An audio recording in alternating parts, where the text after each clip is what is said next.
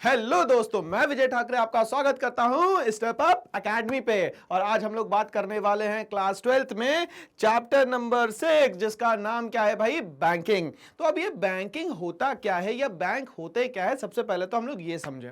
तो बैंक एक जनरली एक इंस्टीट्यूशन होता है जो कि जनरली हमारे पैसे को लेने का काम करता है, और जब भी हमें पैसे की जरूरत पड़े तो वो लोन देने का काम करता है। ठीक है, तो जनरली इसका काम क्या होता है भैया? पैसे का लेन देन करना। तो हम लोग बचपन में क्या किया करते थे भाई कि हमारे पास गुल्लक हुआ करता था, घर वाले थोड़ा बहुत पैसे देते थे और उसमें हम कॉइन्स क्या करते थे? बचा के रखते थे, और जब भी जरूरत पड़ती थी उस गुल्लक को फोड़ा और पैसे का इस्तेमाल कर लिया। बट आज मॉडर्न जमाने में ये बैंकिंग सिस्टम किस तरीके से काम करती है? क्या बैंक अपने मन से खोल सकते हैं? क्या बैंक को चलाने के लिए कुछ रूल्स एंड रेगुलेशंस की जरूरत है? क्या बैंक के भी पापा का नाम कुछ होगा? तो बैंक के पापा का नाम क्या है भैया? RBI, the Reserve Bank of India. ये अपने आप में एक बहुत ही बढ़िया बॉडी है जो कि पूरे बैंकिंग सिस्टम को क्या करती है? यहां पे कंट्रोल करती है। तो आइए हम लोग स्टार्ट करते हैं किसको? एक चैप्टर जिसका नाम है क्या? बैंकिंग। चलिए स्टार्ट करते हैं भाई। Okay, the banking system is the life cells of today's economy. और ये बोलता क्या है इसमें? ये जो बैंकिंग सिस्टम है ये यहां पे क्या है? लाइफ सेल है। लाइफ सेल मतलब अगर ये ना रहे तो यहां पे सर्वाइवल जो है लोगों का बहुत ही डिफिकल्ट हो जाएगा। क्यों? क्योंकि हमारा जो भी पैसा है वो बैंकों में रखा रहता है इन द फॉर्म ऑफ मनी, और इसी से तो सब कुछ चलता है। और हम जो भी काम कर रहे हैं आज वो किसके लिए कर रहे हैं? पैसे के लिए तो कर रहे हैं, बट पैसे को संभालने के लिए भी तो कोई चाहिए। वो कौन है? वो है बैंक हमारा। Okay, of today's economy. No economy can survive in the absence of an effective banking system. मतलब कोई भी अगर सिस्टम आप सोचे कि बैंक के बिना काम कर जाए तो पॉसिबल नहीं है। अगर हम लोग सोचे यहां पे तो हमारे पास दो ही ऐसे इंस्टीट्यूशन है जहां से हम लोग पैसा लेके आ सकते हैं, और दोनों ही जो है उनको संभालने का काम कौन करता है भाई? The Reserve Bank of India. तो यहां पे हम लोगों को पैसे की जरूरत पड़ेगी, या तो हम लोग बैंक चले जाए या तो हम लोग क्या चले जाए भैया? पोस्ट ऑफिस चले जाए। दोनों ही जगह हम लोगों को क्या मिल सकता है? पैसा मिल सकता है। ओके, तो हम लोगों ने ये समझा कि जो बैंक है यहाँ पे, बैंक जो है हमारी इकोनॉमी की क्या है भाई? लाइफ सेल है, जिसके कारण लाइफ पॉसिबल हो पाती है। ओके, इंडियन बैंकिंग सिस्टम के हिसाब से अगर हम लोग बात करें तो यहाँ पे दो टाइप के बैंक्स यहाँ पे काम करते हैं। पहला जो बैंक होता है उसको हम लोग बोलते हैं यहाँ पे कमर्शियल बैंक, और दूसरा जो है उसको बोलते हैं हम लोग सेंट्रल बैंक। अब ये बैंक को मैं कमर्शियल क्यों बोल रहा हूं? कारण होगा कुछ ना कुछ। ठीक है, अब हर बैंक जो भी काम करता है यहाँ पे वो सिर्फ और सिर्फ पैसे के लिए करता है। ठीक है, जैसे फॉर एग्जांपल अभी मान लेते हैं समर सीजन होता है, बहुत ज्यादा गर्मी लग रही है, और आप जाके बैंक में बैठ जाओ, बढ़िया सुबह 11 बजे से बैठो शाम को 4 बजे तक के, बढ़िया मजा आएगा। मगर गार्ड पूछ लेगा भाई यहाँ बैठे कैसे हो? कोई कारण है कि यहाँ पे बैठने का? तो अब आप जब जेन्युइन रीजन नहीं बताओगे तो वो उठा के वहां से भगा देगा। मतलब कि ये एक ऐसी बॉडी है जो पैसे के लिए काम करती है या पैसे से ही चलती है। अगर आप सोचोगे कि ये सोशल वेलफेयर करेगी तो ये पॉसिबल नहीं है, क्योंकि गवर्नमेंट की गाइडलाइंस के अकॉर्डिंग इनको अपने हिसाब से काम करना होता है। जो भी गवर्नमेंट ने बना दिया रूल्स, जो भी इंप्लीमेंट कर दिए, वो फॉलो करना इनको जरूरी है। तो ये कौन सी बॉडी है भाई? गवर्नमेंट की मेन बॉडी है जो मनी को क्या करती है भैया? लोगों के बीच में सर्कुलेट करने का काम करती है। तो अब हम लोग ये समझे कि कमर्शियल बैंक में हमें लिखना क्या है, कि कमर्शियल बैंक होते क्या है। Okay, it is an institution. ये अपने आप में क्या है? इंस्टीट्यूशन है। इंस्टीट्यूशन का मतलब वहां सारे काम होते होंगे related to the money. Okay, which performs the function of accepting deposit. तो सबसे पहला काम क्या है इसका? पैसे को एक्सेप्ट करना। ओके, नंबर 2 बोलता है ग्रांटिंग लोन्स, और जिन लोगों को भी पैसे की आवश्यकता है, जरूरत है, उन तक के ये पैसा पहुंचाने का भी काम करता है। तो इसको क्या बोलेंगे हम लोग यहाँ पे? Granting loans. Okay, and making investment, और आपके पैसे को ये बिल्कुल सही जगह क्या करेगा? ये इंप्लीमेंट करने का काम करेगा, जिसको हम लोग क्या बोल रहे हैं? मेकिंग इन्वेस्टमेंट, जिसके कारण आपका कभी भी कोई भी नुकसान ना हो, क्योंकि ये आपके वेलफेयर में ही हमेशा काम करता है। कोशिश करता है कि जो कस्टमर हो वो आपसे हमेशा क्या रहे?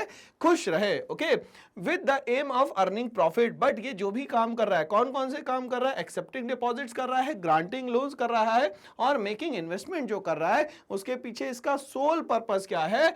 To earn the profit. बिना प्रॉफिट अर्न करे ये आप लोगों को पूछेगा भी नहीं कि आप लोग हो कौन। ओके, चलिए यहां पे पूछता है कि एग्जाम्पल की बात करें तो हमारे यहाँ सबसे बड़ा जो बैंक चल रहा है वो चल रहा है कौन सा? SBI, the state bank of India. ठीक है, और हम बात करते हैं Punjab national bank, Canara bank. Private sector में बात करें हम लोग ICICI bank, yes bank, AU bank, ठीक है, ये सारे के सारे बैंक हैं जो बहुत अच्छी तरीके से काम कर रहे हैं। एचडीएफसी की हम लोग बात करें तो ये कुछ बैंक है जो बहुत ही शानदार तरीके से यहाँ पे क्या कर रहे हैं भाई, काम कर रहे हैं।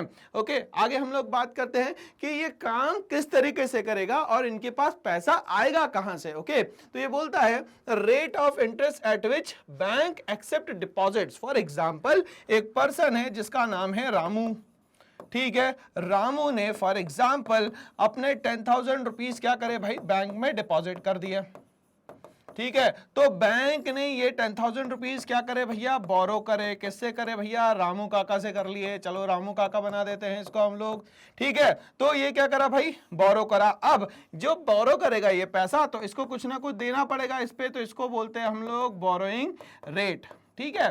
तो ये जो पैसा लेने का तरीका है इसको हम लोगों ने बोला बोरोइंग रेट। अब मान लेते हैं कि 10,000 रुपए पे इनने 10% इनको क्या दिया भैया, इंटरेस्ट देने का वादा किया। ओके, अब ये 10,000 रुपए अपने पास नहीं रखेंगे। क्यों नहीं रखेंगे, क्योंकि अपने आप में क्या है, ये कमर्शियल बॉडी है। तो ये क्या करेंगे, मान लेते हैं ये शामू काका को पैसा दे देंगे, ठीक है। अब ये शामू काका को पैसा देंगे, शामू काका क्या करेंगे, ये पैसा लेंगे तो ये क्या कहलाएगा भाई, लेंडिंग कहलाएगा। हम लोग इजी लैंग्वेज में क्या बोलते हैं इसको, लोन लेना, ठीक है। तो अब ये जो पैसा लेंगे वो रहेगा किस पे, लेंडिंग रेट पे, ठीक है।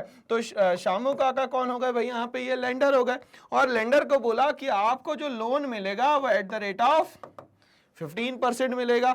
मतलब इसके बीच का जो डिफरेंस है 5% का, वो किसका हो गया भैया, बैंक का। तो difference between the lending rate and the कौन सा रेट है ये, बोरोइंग रेट, इसको हम लोग क्या कहते होंगे, स्प्रेड कहते होंगे। जनरली ये जो 5% है ये बैंकों की क्या कहलाती है भैया, इनकम कहलाती है। इसी के लिए क्या करता है, बैंक काम करता है, और इसी 5% से सारे जितने भी एम्प्लॉयज होते हैं उस बैंक के, उनकी सैलरीज होती है, जितना भी इंफ्रास्ट्रक्चर बनना है वो सब बनता है, और बाकी कुछ आरबीआई भी इनका सपोर्ट करता है। ओके, चलिए तो हम लोग समझते हैं इसको, the rate of interest at which bank accept deposit from the household. Household का मतलब यहाँ पे जो रामू काका है ये कौन हो गए, यहाँ पे हाउस होल्ड हो गए। Okay, known as borrowing rate, क्या कहलाएगा यहाँ पे, ये बोरोइंग रेट। हम लोगों ने एग्जाम्पल लिया कितना भैया, कि 10% जो है यहाँ पे क्या है, बोरोइंग रेट है। Okay, and the rate at which bank lend out, मतलब अगर किसी को वो उधार देता है, their reserves to investors is known as lending rate. तो इन दोनों के बीच की जो इनकम है वो क्या होगी, बैंकों की इनकम होगी। तो उसको भी तो कोई नाम दोगे ना भैया, आप क्या नाम देंगे उसको, समझते हैं। The difference between the lending and the borrowing rate is known as spread. क्या कहलाएगा, लेंडिंग और बोरोइंग रेट का जो डिफरेंस है वो क्या कहलाएगा, यहाँ पे स्प्रेड कहलाएगा। It is the direct income of the bank. तो ये वर्ड हमें एग्जाम में याद रखना है। Okay, and it is the profit earned by the bank, और ये बैंकों के एफर्ट लगाने के कारण प्रॉफिट क्या होगा भाई, जनरेट होगा। तो अभी हम लोगों ने ये समझा कि कमर्शियल बैंक क्या होता है, कमर्शियल बैंक पैसा कैसे कमाता है, बोरोइंग रेट क्या होता है, लेंडिंग रेट क्या होता है, और बैंकों की इनकम कहां से आती है, तो वो आती है भैया कहां से, स्प्रेड से आती है। अब बात करेंगे हम लोग यहाँ पे फंक्शंस ऑफ कमर्शियल बैंक की, कि जो कमर्शियल बैंक है उनके काम क्या होते हैं। तो सबसे पहला जो काम होता है वो होता है एक्सेप्टिंग डिपॉजिट। वो कभी मना नहीं करेगा, आप पैसा लेके पहुंच जाओ, बोलेगा आन दो आन दो आन दो, ठीक है। तो वो धन्ना सेठ की तरह फुला हुआ है और बोल रहा पैसा आन दो, मतलब पैसे के लिए कभी भी वो मना नहीं करेगा, ठीक है। इस टर्म को हम लोग क्या बोलते हैं यहाँ पे, एक्सेप्टिंग डिपॉजिट्स। ओके, तो क्या होता है ये समझते हैं। The first and the foremost function of commercial bank is to accept the deposit from the household. और हम लोग जो है वो हाउस होल्ड है, और हम लोग अपना पैसा कहां जमा करते हैं भैया, बैंकों में जमा करते हैं। Okay, people can deposit their surplus money, और पीपल क्या करता है, जो भी सरप्लस मनी होती है, सरप्लस मनी का मतलब फॉर एग्जांपल किसी पर्सन की मान लेते हैं सैलरी जो है वो मान लेते हैं 10 लाख रुपीज है पर मंथ, और उसके जो खर्चे हैं लगभग वो है 6 लाख रुपए पर मंथ। अब जो बचा हुआ पैसा है उसके पास लगभग 4 लाख रुपए ये क्या करेगा, उठा के बैंकों में जमा कर देगा। तो और ये बैंक तो मना भी नहीं करने वाला, क्योंकि उसका तो फायदा भी है बैंकों में अगर आप पैसा जमा करोगे तो। ओके, तो ये बोलता है कि जो भी इसके पास सरप्लस मनी बचेगी वो कहाँ रख देगा भैया, बैंक में रख देगा। Okay, the bank provide various types of account in which money can be deposit. ठीक है, अब अलग अलग टाइप के अकाउंट्स होते हैं जिसमें क्या करता है, बैंक पैसे को डिपॉजिट करवाता है या पैसे को रखता है। ओके, तो हम लोग समझते हैं भाई कि कितने टाइप के अकाउंट होते हैं। तो पहला जो अकाउंट होता है वो होता है current account with no interest. अब ये करेंट अकाउंट क्या होता है, तो जितने भी बिजनेस क्लास होते हैं, जितने भी बिजनेस क्लास होते हैं वो जनरली जो अकाउंट खोलते हैं उनका नाम क्या होता है भाई, करेंट अकाउंट। अब होता क्या है इस करेंट अकाउंट में, तो करेंट अकाउंट में ये होता है कि ये बंदा दिन भर में कम से कम 20 या 40 ट्रांजैक्शन करता है।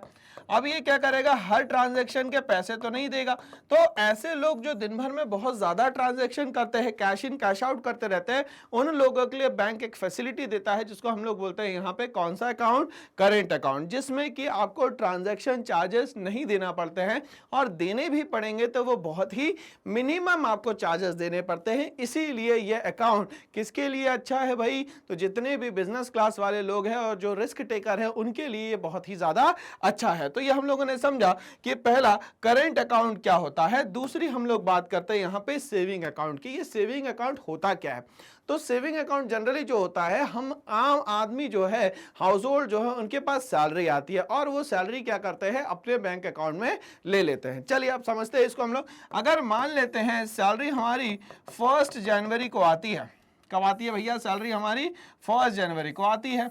ठीक है भाई, तो 1 जनवरी को आपको सैलरी आई, कितनी आई, मान लेते हैं भैया 5 लाख रुपीज आई, और आपने गए और कार्ड है ही आपके पास जिसको हम लोग प्लास्टिक कार्ड या प्लास्टिक मनी कहते हैं, आप गए और आपने 3.5 लाख रुपए वहां से निकाल लिया। तो बैंकों के पास अभी कितना बचा, सिर्फ 1,50,000। अब ये जो 1,50,000 है ये बैंकों के पास रखा है, बट कितना ज्यादा पैसा था आपके पास, 5 लाख रुपए था, और उसमें से छोड़ा कितना, सिर्फ आपने 1.5 लाख रुपए। अब अगर ये बैंक इसको मार्केट में किसी को देगा भी तो वो कितना दे पाएगा, सिर्फ 1,50,000, तो उसको बहुत ज्यादा फायदा तो होगा नहीं। इसीलिए ये जो सेविंग अकाउंट होता है इस पे बहुत ज्यादा इंटरेस्ट नहीं देते, पहली बात तो ये। और दूसरा, आप लोग क्या करते हैं, मिनिमम बैलेंस नहीं रखते हैं। ठीक है, अब ये मिनिमम बैलेंस ना रखने के कारण भी जो बैंक है आप पे ट्रस्ट नहीं करता है और आपको बहुत ज्यादा क्या नहीं देता भैया, इंटरेस्ट नहीं देता है। ठीक है, तो मिनिमम इंटरेस्ट की भी हम लोग बात करेंगे कि जो सेविंग अकाउंट होल्डर्स होते हैं उनके पास मिनिमम इंटरेस्ट कितना होता है। चलिए समझते हैं। सेविंग अकाउंट कौन लोग खोलेंगे भाई, हाउस होल्ड खोलेंगे, जो जनरली सैलरीड पर्सन होंगे उनकी बात हो रही है यहाँ पे। With no rate of interest, generally 4% per annum. कितना होता है जनरली, अगर देखा भी जाए तो 4%, उससे ज्यादा भी हो सकता है, बट उसके लिए आपको क्या करना पड़ेगा, मिनिमम बैलेंस को यहां पे बना के रखना पड़ेगा। ओके, नेक्स्ट बात करते हैं हम लोग फिक्स डिपॉजिट अकाउंट की, जिसपे हाई रेट ऑफ इंटरेस्ट मिलता है। कैसे ये हाई रेट ऑफ इंटरेस्ट मिलता है भाई, ध्यान से समझिएगा। 1 जनवरी 2010 को आपने कोई पैसा डिपॉजिट किया, ठीक है, जिसको हम लोग जनरली बोलेंगे टर्म डिपॉजिट। अब इसको ये टर्म डिपॉजिट क्यों बोल रहे हैं, टर्म डिपॉजिट इसीलिए बोल रहे हैं यहाँ पे, क्यों, क्योंकि यहाँ पे आपका जो ड्यूरेशन है पैसे को रखने का वो क्या है, यहाँ पे एकदम फिक्स है। ठीक है, फॉर एग्जाम्पल आपने इसको 10 सालों के लिए रख दिया और टोटल अमाउंट था फॉर एग्जाम्पल 10 लाख रुपए। ये 10 लाख पे आपको हर साल कहते हैं कि हम आपको लगभग 15% पर एनम के हिसाब से क्या देंगे, इंटरेस्ट देंगे, है ना। चलिए, तो अब ये 15% इंटरेस्ट देंगे। तो आज मान लेते हैं कि ये 1 जनवरी 2010 से लेके 2022 आ गया है, तो लगभग हम लोग मान लेते हैं कि 12 साल हो गए। तो एक साल में अगर उन्होंने 15% दिया है आपको, ठीक है, तो लगभग एक साल में कितना दिया होगा भैया, 1,50,000 दिया होगा। ठीक है, और अगर 10 साल की बात करें हम लोग, तो 10 साल का कितना हो गया भैया आपका, लगभग 15 लाख हो गया। इसमें 3 लाख और जोड़ दो तो कितना हो गया भैया, 18 लाख। ठीक है, या 18 लाख या 1,80,000 जो भी है व्हाट्सओवर। ठीक है, मतलब आपको लंबे समय तक के अगर पैसा ब्लॉक करने के लिए दे दिया जाए तो आप उस पर बहुत ज्यादा क्या कर सकते हो, पैसा कमा सकते हो। तो इसीलिए यहाँ पे ये लोग क्या करते हैं, फिक्स डिपॉजिट करवाते हैं, ताकि बैंक इन पैसे को क्या कर सके भैया, लैंड आउट कर सके, ठीक है, उन गरीबों तक के पहुंचा सके जिनके पास पैसा नहीं है इस्तेमाल करने के लिए या किसी भी काम के लिए उनको पैसा चाहिए, बट वो चुकाएंगे क्या, धीरे धीरे, और वो जब चुकाएंगे धीरे धीरे तो उसको क्या बोलते हैं हम लोग, बोलते हैं ईएमआई। क्या बोलते हैं, ईएमआई, क्या, इक्वेटेड मंथली इंस्टॉलमेंट। तो ये हम लोगों ने बात करी एक्सेप्टिंग डिपॉजिट्स में कितने टाइप के अकाउंट होंगे भैया, 3, करेंट, सेविंग और तीसरा कौन सा हो गया, फिक्स्ड। ठीक है, चलिए अब हम लोग दूसरे फंक्शंस की बात करते हैं। यहाँ पे दूसरा फंक्शन होता है भैया एडवांसिंग लोन। जिन भी लोगों के पास पैसा नहीं है बट वो काम करना चाहते हैं, उनको लमसम पैसे की जरूरत है, मगर वो जब चुकाएंगे, जब वो देंगे, तब वो कैसे देंगे, इन इंस्टॉलमेंट्स देंगे, ठीक है। इसीलिए उस समय जो पैसा दिया जाता है इसको कहा जाता है एडवांसिंग लोन्स, ठीक है। चलिए समझते हैं। आफ्टर रिसीविंग द डिपॉजिट्स, अब ये इसके पास पैसा आ गया, किसके पास पैसा आ गया, कमर्शियल बैंक के पास पैसा आ गया। Bank grant loan to the needy borrowers, किसको देगा, जिसको इसके पैसे की जरूरत है उसको पहुंचा देगा, ठीक है। After keeping certain cash reserve, but पूरा पैसा नहीं देगा, उसमें से कुछ ब्लॉक कर लेगा। फॉर एग्जाम्पल, अगर मान लेते हैं उसको 10 लाख रुपए देना है तो 10 लाख रुपए में से सिर्फ वो देगा आपको 8 लाख रुपए, और ये 2 लाख रुपए क्या कर लेगा, वो ब्लॉक करके रखेगा। क्यों, क्योंकि हो सकता है आप वो पैसा लेके भाग जाए, तो इसीलिए वो पास क्या रखेगा, अपने थोड़ा बहुत क्या करेगा, रिजर्व बना के हमेशा रखेगा। तो 100% वो आपको पैसा नहीं देगा। ओके, आगे क्या बोलता है, which is the main source of income for the bank. और ये जो लेंडिंग लोन्स है या एडवांसिंग लोन से, यही मेन सोर्स होता है बैंकों के पैसे कमाने का। Okay, the loan can be of different types, और जो लोन है वो बहुत सारे टाइप्स के होते हैं। सबसे पहली बात करते हैं हम लोग लॉन्ग टर्म लोन, मतलब जो लंबे समय के लिए आपको दिया जाए उसको बोलते हैं लॉन्ग टर्म लोन। जैसे फॉर एग्जांपल कंस्ट्रक्शन करवाना है, या मान लेते हैं फॉर एग्जांपल बड़ी बड़ी बिल्डिंगें बनानी है, रेलवे ब्रिजेस बनाने हैं, ठीक है, मेट्रो का काम चालू करना, तो ये लंबे समय तक के चलने वाला है, कम से कम 4, 5 साल, 10 साल चलेगा ये पूरा प्रोजेक्ट। तो ऐसे लंबे समय के लिए जब पैसे की आवश्यकता पड़ती है, तब जो लोन दिया जाता है उसको क्या कहते हैं हम लोग यहाँ पे, लॉन्ग टर्म लोन कहते हैं। For more than 1 year, but यहाँ मिनिमम टाइम क्या लिया है, कम से कम 1 साल से ज्यादा होना चाहिए, तभी उसको किसमें कंसीडर करना है, लॉन्ग टर्म लोन में कंसीडर करना है। नंबर 2 आते हैं, हम लोग बात करेंगे डिमांड लोन की। क्या होता है डिमांड लोन, इसमें कोई भी स्पेसिफिक टाइम पीरियड नहीं होता है, ठीक है। ये उस पर्सन के क्रेडिट वर्दीनेस पे डिपेंड करता है कि उसने कितनी अच्छी बना के रखी है बैंक में। बहुत शानदार अगर बना के रखी होगी और उसका दिन भर का ट्रांजेक्शन 10 लाख रुपए का होता है, तो बैंक हंस के अगर बोलेगा वो कि भैया 15 लाख का लोन चाहिए, अभी ले लीजिए, क्योंकि उसका दिन भर का ही ट्रांजैक्शन जो है वो 10 से 12 लाख 15 लाख के बीच में करता है। तो 15 लाख उसके लिए बहुत बड़ी जो है वो अमाउंट नहीं है, ठीक है ना। तो यहां पे ये कहलाता है क्या, इसका डिमांड लोन। और इसमें जो टाइम पीरियड होता है किसका, पेड ऑफ करने का, वो डिसाइडेड यहां पे नहीं होता है। नंबर 3 हम लोग बात करते हैं शॉर्ट टर्म लोन्स की। वो सारे लोन जो लगभग 1 साल के अंदर पेड ऑफ हो जाते हैं उसको हम लोग बोलते हैं short term loans. For example, अगर मान लेते हैं कि अपने घर में रिनोवेशन करना है तो 2 महीने 3 महीने में हो जाएगा भाई, कंप्लीट हो जाएगा सारा का सारा काम। पूरा सिस्टम चेंज कर सकते हो आप, आपको हर बार लगता है कुछ नया करना चाहिए, वो सब कर दोगे। तो रिनोवेशन के लिए बहुत छोटे ड्यूरेशन 2 महीने 3 महीने के लिए लोन लेंगे और वापस चुका देंगे। तो ऐसा लोन जो लगभग आपके 1 साल के अंदर पेड ऑफ हो जाता है, ऐसे लोन को हम लोग क्या कहते हैं यहाँ पे भाई, शॉर्ट टर्म लोन कहते हैं। तो हमारे पास लोन जो है वो कितने टाइप के हो गए भैया, 3 टाइप के। पहला कौन सा हो गया, लॉन्ग टर्म। दूसरा कौन सा हो गया भाई, तो वो हो गया डिमांड, ठीक है। और तीसरा कौन सा हो गया भाई, शॉर्ट टर्म। तो हम लोगों ने ये दूसरा फंक्शन समझा किसका भाई, बैंकिंग सिस्टम का। और बैंकों को बैंक ना बोल के क्या बोलना है हमें, कमर्शियल बैंक बोलना है।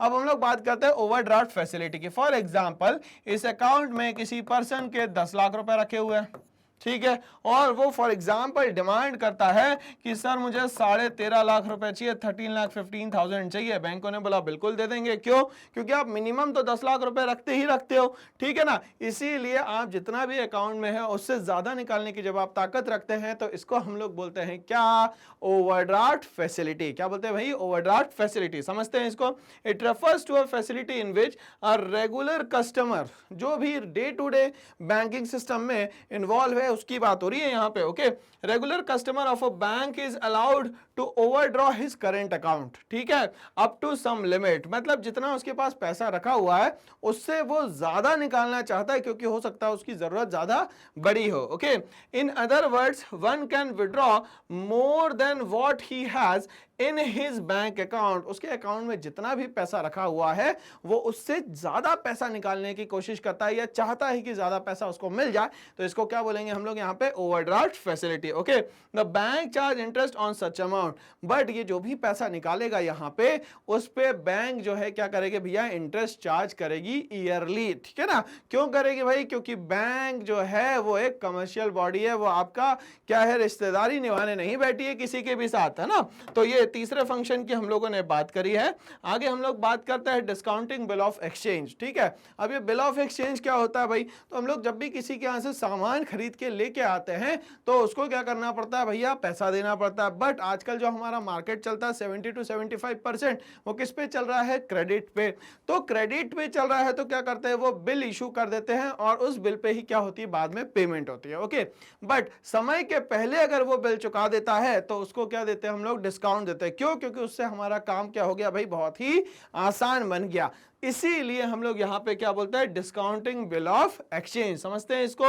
One can encash their bill receivable at any time they want, जब भी वो चाहता है तो उसको क्या कर सकता है, बिल रिसीवेबल बनवा सकता है, मतलब उसके अगेंस्ट में पैसा ले सकता है। Okay, they want after deducting the fees as commission of the bank, क्यों, क्योंकि समय के पहले अगर उसने ट्रांजैक्शन कर लिया तो उसको वहां पे कमीशन नहीं देना पड़ेगा, ना तो उसको कोई फीस पेड ऑफ करनी पड़ेगी इस बिल को मेंटेन करने के लिए। तो ये हमारा एक फंक्शन हुआ, कौन सा, डिस्काउंटिंग बिल ऑफ एक्सचेंज। अब हम लोग बात करते हैं, बैंक जो है एक एजेंसी फंक्शन की तरह भी काम करता है। एजेंसी फंक्शन का मतलब क्या हुआ कि दो लोगों के बीच में बैठ के दोनों की बातें सुनना कहलाता है यहाँ पे एजेंसी फंक्शन, समझते हैं इसको हम लोग। Bank also perform some agency function for his customer, क्यों, क्योंकि कस्टमर जो है बैंकों के लिए सब कुछ होता है। तो श्योरिटी के लिए ये किसको रख लेते हैं, बैंक को बीच में रख लेते हैं, और कस्टमर और सामने वाली पार्टी, ठीक है, दोनों आ गए और सारा ट्रांजैक्शन किसके सामने होता है, बैंक के सामने होता है ना। Okay, some of them are as follows. Number 1, transfer of fund, सबसे पहला अच्छा जो है वो क्या है भाई, ट्रांसफर ऑफ फंड। किसी स्कूल की, किसी इंस्टीट्यूशन की, किसी कॉलेज की फीस भरनी है तो आप जाके बैंक में जमा कर दो, बैंक वाला उस पर्टिकुलर इंस्टीट्यूशन को पैसा दे देगा। सेफ मोड ऑफ पेमेंट है, ये सबसे अच्छा तरीका है और आपका समय भी जो है वेस्ट नहीं होगा। दूसरा, आपके सामने ट्रांसपेरेंसी रहेगी कि कहां हमारा कितना पैसा गया है, ये गवर्नमेंट को भी दिखेगा पूरा का पूरा। चलिए, from one place to another through demand draft, और एक जगह से पैसा दूसरी जगह बिल्कुल सेफली डिमांड ड्राफ्ट के थ्रू जा सकता है। जनरली इसको एजुकेशनल इंस्टीट्यूशन में फीस पेड करने के लिए इस्तेमाल किया जाता है। Number 2, collection of payment of various items on behalf of their customer like bills, interest, dividend etcetera. तो आज जितने भी हमारे पास जो डिजिटल पेमेंट के सोर्सेस है, जितने भी सॉफ्टवेयर है, वो क्या करते हैं, मीडिएटर की तरह काम करते हैं, ठीक है ना। चलिए इसको समझ लेते हैं हम लोग। जैसे फॉर एग्जाम्पल ये हमारा फोन पे है, ठीक है, ये बैठा हुआ है बैंक, ठीक है। अब फोन पे और बैंक को आपने क्या कर दिया भैया, इंटरलिंक कर दिया, ठीक है। और एक कंपनी है जिसका नाम है LNT&T, ठीक है। अब LNT&T से आपने कोई सामान खरीदा, आपने फोन पे से स्कैन करा, अब ये फोन पे आपके बैंक में जो भी पैसा रखा हुआ है उससे लेगा और ये फोन पे यहाँ पे इसको पेमेंट कर देगा। तो आपका ये पेमेंट गेटवे बन गया, क्या बन गया, पेमेंट गेटवे। बैंक से पैसा निकाल के कहां पहुंचा दिया, एक कंपनी में, ठीक है। और इसमें आपको समय भी नहीं लगा, बट 24 घंटे आप क्या कर रहे हैं, आप पेमेंट कर पा रहे हैं। मतलब आपके खर्चे जो है पहले से बहुत ज्यादा बढ़ गए हैं, ठीक है। पहले क्या होता था, बैंक खुलता तो ही खर्चा होता था, बैंक नहीं खुला है तो पैसा नहीं निकाला, पैसा नहीं निकाला तो खर्चा नहीं होगा, तो बच जाता था पहले पैसा। बट आज 24 घंटे आपको जब भी जहां पे भी यूज करना है, आप ये डिजिटल पेमेंट सिस्टम के थ्रू पेमेंट आप यहां पे कर सकते हैं। ओके, नेक्स्ट बोलता है purchase and sale of the securities, ठीक है। अब क्या कर सकते हैं कि हम लोग अलग अलग कंपनियों के, अलग अलग इंस्टीट्यूशन की सिक्योरिटी खरीद सकते हैं, शेयर्स खरीद सकते हैं, उसके बदले में भी क्या मिलेगा, आपको पैसा मिलेगा, ठीक है। बट बैंक क्या कहता है भाई, अगर आपको सिक्योरिटीज या शेयर मार्केट में डील करना है तो इसके लिए क्या करे भाई, तो बैंक अकाउंट के साथ एक और अकाउंट खोले जिसको हम लोग बोलते हैं डीमैट अकाउंट। अब ये डीमैट अकाउंट क्या होता है भाई, किस चिड़िया का नाम है? डीमैट अकाउंट का मतलब है डीमैटेरियलाइज्ड अकाउंट, जिसमें वर्चुअली आपका पेमेंट रखा होता है, जो कि आप पेमेंट शेयर मार्केट में लगाने वाले हैं। आप चाहे तो अपने बैंक अकाउंट से पैसा निकाल के डीमैट में डाल दे और डीमैट से ये पैसा जो है शेयर मार्केट में पहुंच जाएगा। किस्मत अच्छी रही तो रातों रात क्या हो जाएंगे, आप अमीर हो जाएंगे, अरबपति बन जाएंगे। तो ये भी सिस्टम क्या करता है, आपकी हेल्प करता है बैंकिंग, जो कि शेयर मार्केट में आप लोग यूज करने वाले हैं। ठीक है, और क्या कर सकते हैं आप एजेंसी फंक्शन में, purchase and sale of the foreign exchange. तो जो भी आपको फॉरेन एक्सचेंज करना है, फॉरेन सिक्योरिटीज रखनी है, फॉरेन करेंसी आपको रखनी है, उसके लिए भी क्या करता है, बैंक आपकी मदद करता है। इसके बाद क्या आप करते हैं हम लोग, इनकम टैक्स का। ठीक है, अब इनकम टैक्स के लिए कंसल्टेंट की तरह बैंक काम करता है कि आप अगर मान लेते इस स्कीम में पैसा लगाएंगे तो आपका इतना रिबेट आएगा, 80C 80CC 80CCD। तो ये सारे के सारे क्या होते हैं, रिबेट्स होती है जो गवर्नमेंट आपको देती है, क्या, इन्वेस्टमेंट करने पे। तो इसके लिए आपको मोटिवेट कौन करने वाला है, मोटिवेट करने वाली है बैंकिंग सिस्टम यहाँ पे। ओके, तो कंसल्टेंट की तरह काम करता। Bank also gives advice to their customer on matter relating to the income tax. तो अगर आप कमाने लग गए हो तो आपको ITR भरना पड़ेगा, इसके लिए भी क्या करेगी बैंक, आपको बहुत ज्यादा सपोर्ट करेगी यहाँ पे। ओके, नेक्स्ट हम लोग बात करते हैं लेटर ऑफ रेफरेंस की। किसकी बात करेंगे भाई, लेटर ऑफ रेफरेंस की। यहाँ पे मैं बैठा हुआ, मुझे जाके फॉर एग्जाम्पल किसी और स्टेट में काम करना है, और बैंकिंग की तो भैया फैसिलिटी हर जगह चाहिए। क्यों? क्योंकि ये क्या है भैया, हमारे लिए लाइफस्टाइल है, इसके बिना तो काम चलेगा ही नहीं। तो अब मान लेते हैं उत्तर प्रदेश में जाके फॉर एग्जाम्पल मेरे को एक काम करना है, SBI से मैंने एक लेटर ऑफ रेफरेंस लिखवा लिया कि भैया मैं वहां जा रहा हूं और वहां एक बिजनेस स्टार्ट करना चाहता हूं। तो वहां की जो लोकल ब्रांच होगी वो भी आपको क्या दे देगी, यहाँ पे लोन दे देगी। मगर किस पे देगी, तो ये जो आपने लेटर ऑफ रेफरेंस लिखवाया ना उसके बेसिस पे देगी। अगर ये नहीं होगा तो आपको पूछेगी नहीं आप कौन हो, फिर अकाउंट ट्रांसफर कराओ, वो लंबा प्रोसीजर हो जाएगा। ठीक है ना। ओके, तो लेटर ऑफ रेफरेंस क्या करता है भाई, bank also provide information about the financial condition. Bank क्या बताता है आपको, फाइनेंशियल कंडीशन बताता है कि कस्टमर की फाइनेंशियल कंडीशन बहुत ज्यादा रिच है या बहुत ज्यादा लो है, ट्रांजैक्शन कैसे करता है, क्या ऐसा तो नहीं करता है कि एब्सकॉन्डिंग हो गया भैया, आप पैसा लिया और भाग गया, भगोड़ा बन गया, ऐसा तो नहीं करता है, कहीं उधार में तो नहीं फंसा। तो ये आपके सारे के सारे जो KYC है वो क्लियर करने का यहाँ पे काम करता है। Okay, to different traders which help to increase the credit worthiness of the customer. और इसके कारण क्या होता है, आपकी क्रेडिट वर्दीनेस भी बहुत ज्यादा बढ़ती है, और आप जो भी बिजनेस करना चाहते हैं दूसरी जगह जाके बिना किसी हर्डल्स के आप बहुत आसानी से क्या कर सकते हैं, उसको कंप्लीट भी कर सकते हैं यहाँ पे।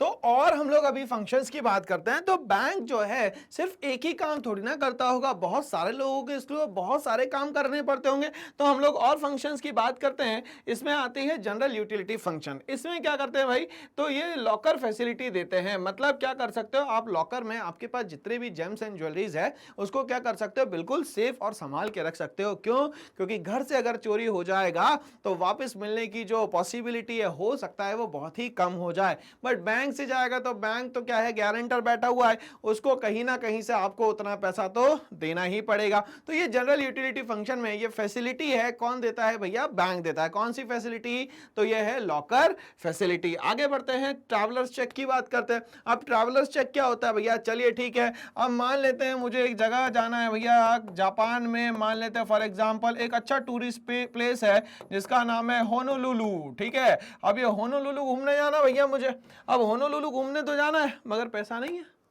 अब पैसा है भी मगर अकाउंट में, और मैं पैसा लेके जाऊंगा अच्छे बड़े बड़े बैग्स में भर के, तो क्या होगा, लोग देख लेंगे भैया पैसा लेके जा रहा है, चलो भैया इसको लूट लो।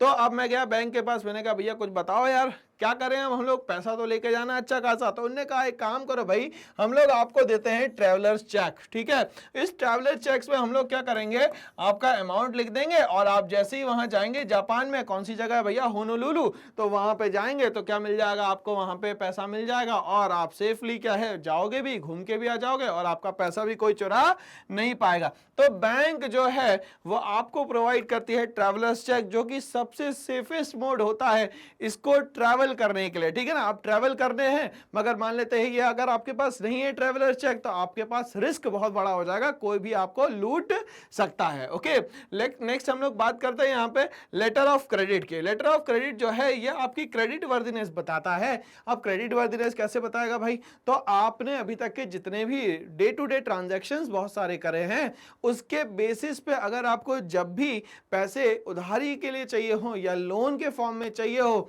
तब ये बैंक क्या करता है, आपको लेटर ऑफ क्रेडिट बना देता है, जिससे आप क्या कर सकते हो, इतना अमाउंट तो क्या कर सकते हो, लोन में ले सकते हो। उसके बाद ये बोलता है कलेक्शन ऑफ स्टैटिस्टिक्स, ये ग्राफिकल प्रेजेंटेशंस बताता है कि पहले बैंक रेट कितना था, अभी बैंक रेट कितना है, ठीक है। ये सब जो अप्स डाउन्स है ये सब भी क्या करता है, बैंक ही बना के आपको देता है। Bank collect and publish statistics of trade, commerce and industry just to advise their customer on financial matters, ठीक है। तो वो आपको बताएगा कि किस मार्केट में कितना अच्छा बूम आया है, कहां पैसा लगाने से आपका फायदा होगा, कहां पैसा लगाने से आपका नुकसान होगा। तो ये सारी चीजें जो है वो बैंक आपके लिए करता है। तो मतलब बैंक यहाँ पे अगर जमीन पे देखा जाए तो एक भगवान की तरह आपके लिए काम कर रहा है और आपको यहाँ पे सेफगार्ड करने की भी कोशिश यहाँ पे करता है। तो ये हम लोग बात कर रहे थे अभी जनरल यूटिलिटी फंक्शन की। अब हम लोग बात करते हैं कि मनी क्रिएशन क्या होता है, पैसे को बनाना क्या होता है, किस तरीके से बैंक जो है वो अपने पैसे को बनाती है, ठीक है ना। क्यों, क्योंकि बैंक बैठे बैठे तो पैसा नहीं कमा लेगी, लोग उसके पास आएंगे, बहुत सारा पैसा देके चले जाएंगे। जब तक के लोगों का फायदा नहीं होगा तब तक के लोग भी इस बैंक में नहीं आएंगे। तो हम लोग बैंक में जिस तरीके से पैसा बनाया जाता है उसकी हम लोग अब बात करते हैं with the help of money creation. बोलता है out of the total deposit, बैंकों के पास जो भी पैसा इकट्ठा है उसको हम लोग बोलते हैं यहाँ पे total deposit. Okay, received by the commercial bank they are able to create credit, ठीक है। अब उसके पास जो भी पैसा है उसमें से ही निकाल के वो क्या करेगा,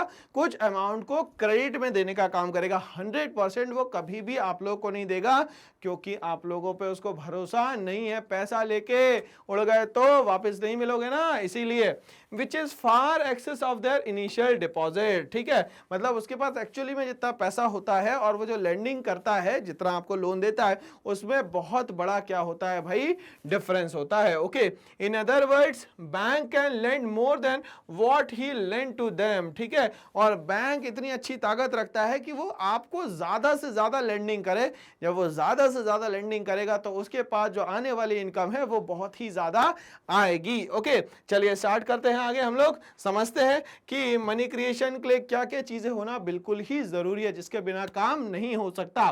तो बोलता है number 1, the entire commercial banking system is one unit and is termed as bank. कुछ भी कर लो, कहीं पे भी चले जाओ, जितने भी अलग जितने भी एरियाज है वहां सब में बैंक को एक माना जाता है। बैंक कभी भी अलग अलग नहीं होते हैं। यहाँ पे ये बात हम लोग को हमेशा क्या करनी है, याद करके रखनी है। Okay, all banks are one unit, और जितने भी बैंक्स होते हैं वो सारे क्या माने जाते हैं भाई, एक यूनिट माने जाते हैं। और रिसिप्ट्स का मतलब जो बैंकों के पास पैसा आ रहा है उसकी बात हो रही है, और जो भी वो खर्चा करते हैं उसकी बात क्या करते हैं हम लोग भाई, payment. That are to be made in an economy are routed through banks. जो भी पैसा आएगा, जो भी पैसा जाएगा वो हमेशा किसके थ्रू जाएगा भैया, बैंकों के थ्रू जाएगा। आएगा भी किसके थ्रू, बैंकों के थ्रू। मतलब एक ही कॉमन चैनल है आपके पास, उसका नाम क्या है भैया, यहाँ पे बैंक है। Okay, through bank. All payments are made through cheques only, और जनरली सेफेस्ट मोड ऑफ जो पेमेंट होता है उसको क्या बोलते हैं भैया, हम लोग चेक्स बोलते हैं। क्या बोलते हैं भाई, चेक्स। अब हम लोग चेक्स पे आए हैं तो थोड़ा सा चेक्स को भी समझ लेते हैं भाई, कौन कौन से टाइप के चेक होते हैं। चलिए, तो ये ऐसे रेक्टेंगुलर शेप कुछ चेक होता है। अगर मान लेते हैं इसके कॉर्नर में आप 2 लाइन ऐसे खींच दें और यहां लिख दें भैया अकाउंट पे, तो ये हो गया आपका कौन सा चेक भाई, ये हो गया आपका क्रॉस्ड चेक। उसके बाद यहाँ पे एक नाम लिखा रहता है जिसको हम लोग बोलते हैं बेटा बियरर, या हिंदी में लिखा रहता है धारक। मतलब जिस भी बंदे को ये चेक दिया गया है ये उसी का बंदे का चेक है।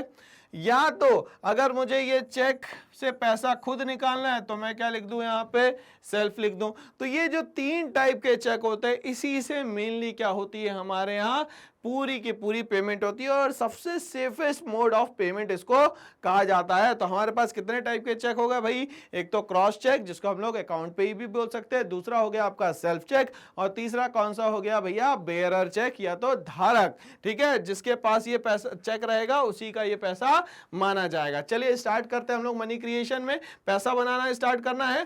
The total deposit held by the commercial bank are used for giving loans, कोशिश करता है उसके पास जितना भी पैसा हो वो सब लोन दे दे। अगर लोन दे देगा तो जाहिर सी बात है उसके पास क्या होगा, इंटरेस्ट बहुत ज्यादा आएगा। Okay, however bank can't use the whole amount of lending, मगर बैंक के पास ये समझदारी उसको रखनी पड़ती है कि सब कुछ क्या उठा के किसी को दे ना दे। सब कुछ उठा के दे देंगे तो उसके पास क्या बचेगा भैया, क्या करेगा वो, बिना पैसों के तो बैंक चल ही नहीं सकता। Okay, the whole amount for lending, it is legally compulsory for the bank to keep a certain minimum fraction.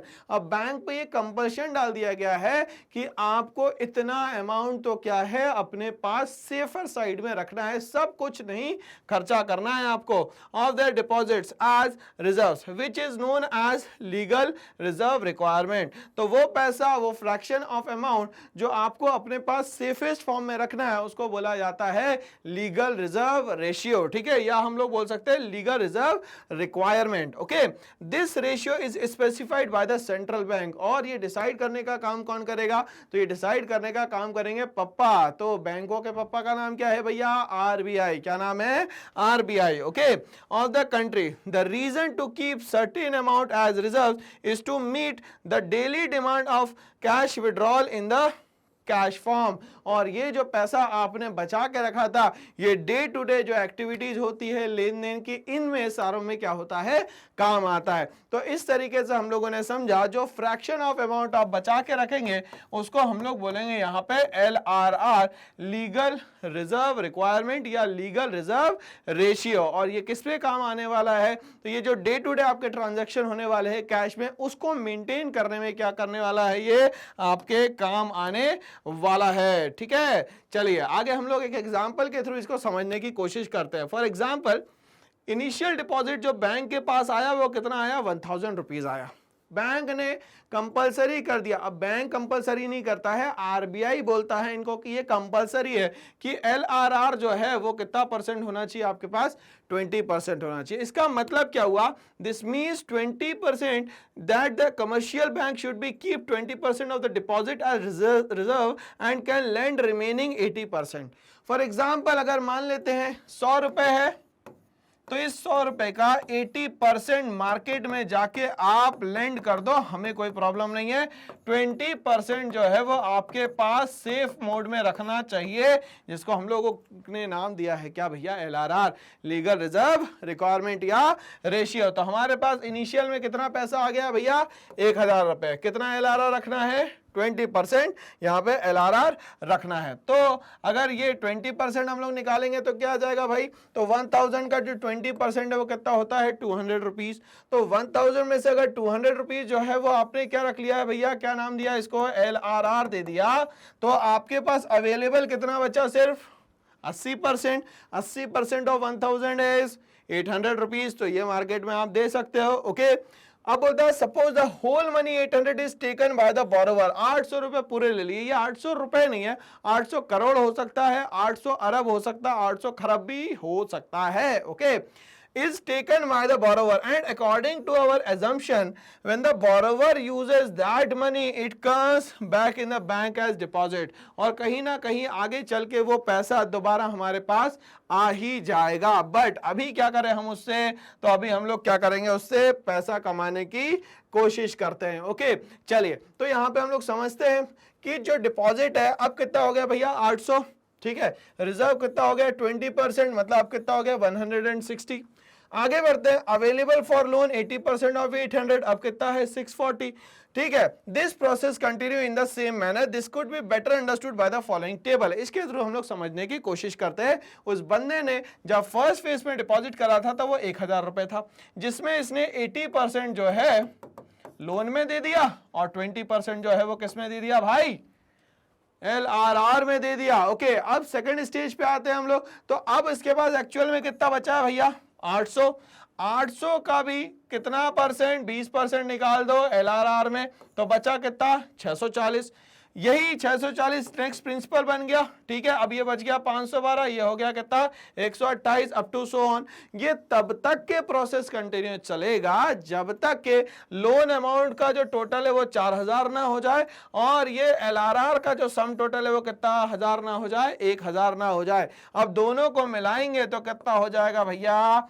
ये 5000 और ये 5000 बराबर है। मतलब बैंकों का कहीं से कहीं तक के कोई भी नुकसान नहीं हुआ। हर जगह से बैंकों ने क्या कराया भैया?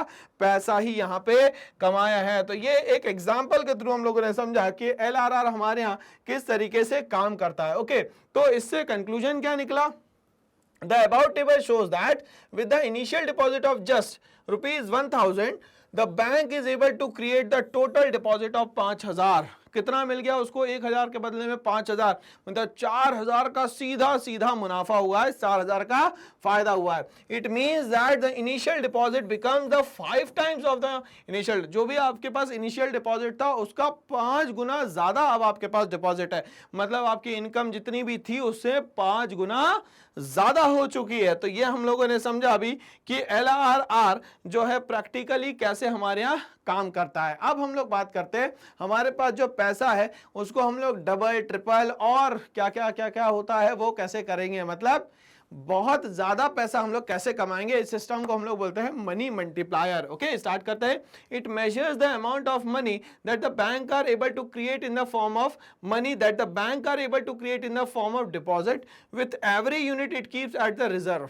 ठीक है, तो वो जितना भी पैसा अपने पास रख रहा है उससे और कितना पैसा बनाने की ताकत रखता है, इसको हम लोग बोलते हैं यहाँ पे मनी मल्टीप्लायर। ओके, अब मनी मल्टीप्लायर का जो एग्जांपल है ये हम लोग LRR के थ्रू लेने वाले हैं। तो ये मनी मल्टीप्लायर जो होता है बोलता है कि LRR यहाँ पे क्या रखेंगे हम लोग? कांस्टेंट रखेंगे। LRR stand for legal reserve requirement. Okay, in the above example the bank are able to create 5 times of the initial deposit because of the LRR। अगर मान लेते हैं ये 5 टाइम बढ़ाना है इसको, तो इसके लिए क्या करना पड़ेगा भैया? सबसे इंपॉर्टेंट क्या है कि वो LRR मेंटेन करे। अगर वो LRR मेंटेन नहीं कर रहा है तो ये पॉसिबल ही नहीं है कि क्या कर सके, इससे वो पैसा यहाँ पे कमा सके। ये बहुत बड़ी परेशानी है। Okay, the rate of LRR defines the amount money created by the bank. ठीक है, तो LRR ही डिफाइन करेगा कि वो कितनी मनी यहां पे बना पा रहा है। Okay, if the rate of LRR, इस बात पे बहुत ध्यान देने की जरूरत है भाई। If the rate of LRR is higher than the bank do have less amount left to give loan and hence it create less amount of the money and vice versa। अगर मान लेते हैं LRR उसने बहुत ज्यादा बढ़ा दिया तो मार्केट में जो पैसा है वो बहुत कम बचेगा। जब पैसा कम बचेगा तो लेंडिंग आप कम करेंगे, और लेंडिंग कम करेंगे तो इनकम भी आपके पास क्या होगी भैया? कम आएगी। इस बात पे हमें बहुत ज्यादा ध्यान देना है। तो LRR का बहुत ज्यादा परसेंटेज हम लोग यहाँ पे नहीं बढ़ा सकते, क्योंकि लेंडिंग के लिए अमाउंट नहीं होगा तो आप लोग क्या नहीं कर पाएंगे, यहाँ पे बहुत ज्यादा पैसा यहाँ पे नहीं कमा पाएंगे। ओके, एग्जांपल के थ्रू हम लोग समझने की कोशिश करते हैं।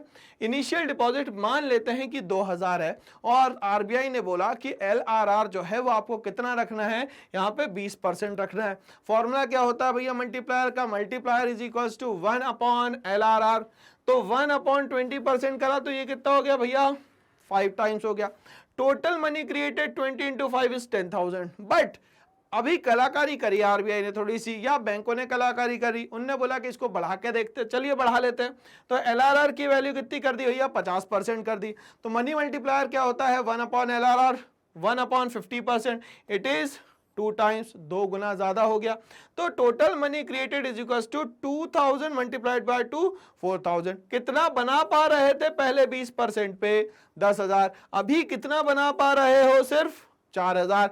तो 6000 का नुकसान करवा रहे हो अगर आप LRR को बढ़ाते हो तो अगर LRR कम होगा तो आपका जो है पैसा ज्यादा बनेगा, बैंकों को ज्यादा यहां पे फायदा होगा। ये बात हमें याद यहां रखनी है। चलिए, अब हम लोगों ने बैंकों को तो समझ लिया कि बैंक कैसे काम करते हैं, उनके फंक्शंस क्या होते हैं। अब हम लोग बच्चे की बात तो बहुत कर चुके हैं, जिसको हम लोग बोल रहे हैं कमर्शियल बैंक। अब हम लोग आते हैं पप्पा पे। पप्पा का नाम क्या है भैया? RBI, the Reserve Bank of India. क्या रिजर्व बैंक ऑफ इंडिया ही बोलते हैं इसको? नहीं, इसके और भी नाम है। जैसे इसको हम लोग बोल सकते हैं एपेक्स बैंक बोल सकते हैं, सेंट्रल बैंक बोल सकते हैं, बैंकर्स बैंक बोल सकते हैं, ठीक है ना। तो ये सारे इसके अलग अलग नाम हैं, ठीक है ना। नाम बहुत सारे और काम एक, क्या? पैसा बांटो। चलिए देखते हैं, हम लोग स्टार्ट करते हैं। refers to an apex supreme body that control regulates and direct। चलिए, सबसे पहला काम क्या है इसका? कंट्रोल करना, कि कोई भी मनमानी यहां पे नहीं कर सकता, ये सबसे इंपॉर्टेंट है। दूसरा, रेगुलेट करने का काम है इसका। रेगुलेट मतलब जो भी यहां पे पॉलिसी आएगी उसको रेगुलेशन में लाना, इंप्लीमेंटेशन में लाना। ओके, एंड डायरेक्ट, डायरेक्ट का मतलब डायरेक्शन दिखाना कि भैया काम इस तरीके से होगा। अपना दिमाग मत लगाओ, जो बोला गया है वो यहां पे आपको करना जरूरी है। तो ये डायरेक्ट करेंगे यहां पे the entire banking system and monetary structure of the country. और ये पूरे कंट्री की मॉनेटरी स्ट्रक्चर को क्या करते हैं? संभालने का काम करते हैं। संभालेंगे कैसे? तो कंट्रोल करके, रेगुलेट करके और डायरेक्ट करके। आगे क्या बोलता है? ऑल फाइनेंशियली डेवलप्ड कंट्रीज, जितनी भी फाइनेंशियली डेवलप्ड कंट्रीज है, मतलब जिनके पास इतना पैसा है कि वो सारा का सारा काम खुद कर सकती है, दूसरी कंट्रियों के भरोसे वो नहीं बैठी है, इसको बोलते हैं हम लोग क्या भैया? Financially developed countries have their own central bank. जितनी भी बड़ी बड़ी कंट्रीज है, बड़ी बड़ी कंट्रीज को मैं बोलता हूं डेवलप्ड कंट्रीज, ठीक है। उनके पास खुद का सेंट्रल बैंक है। जैसे हमारे पास जो बैंक है उसका नाम क्या है भैया? RBI।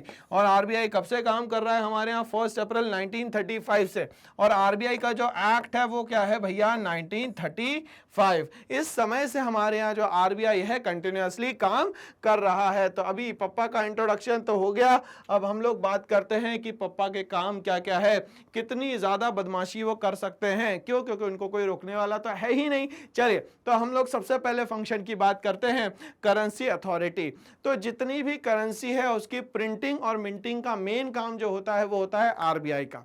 बट जितनी भी कॉइन्स होते हैं जिसकी मिंटिंग होती है, इसको यहाँ पे करने का काम कौन करता है? तो मिनिस्ट्री ऑफ फाइनेंस करती है भाई, ठीक है ना। और जितने भी करेंसी नोट की प्रिंटिंग की बात करते हैं एक्सेप्ट 1 रुपी नोट, वो कौन करता है भाई? यहाँ पे RBI करता है, ठीक है। तो ये 1 रुपी नोट को क्यों? क्योंकि 1 रुपी नोट को हम लोग मानते हैं यहाँ पे टोकन करेंसी, जिसपे कि साइन किसके होते हैं भैया? तो हमारे यहाँ फाइनेंस सेक्रेटरी के यहाँ पे साइन होते हैं। तो जैसे ही अब हम लोग करेंसी की बात कर रहे हैं तो हमें कुछ चीजें करेंसी के बारे में पता होनी चाहिए, ठीक है। हमारे यहाँ की जो करेंसी है वो सबसे कांस्टेंट करेंसी है भाई, इसकी वैल्यू जनरली चेंज नहीं होती है। मतलब 1 रुपी इज इक्वल्स टू आज भी 100 पैसा ही होता है। अब यहाँ पे एक गवर्नर के साइन होते हैं, ठीक है।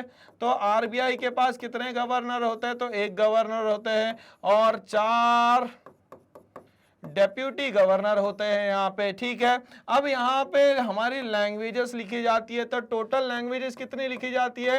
तो 15 ऑफिशियल लैंग्वेज लिखी जाती है भाई। मतलब 15 ऑफिशियल लैंग्वेज पूरी इसमें क्या है? प्रिंट है, ठीक है। Started from Assamese. और किस पे खत्म होती है?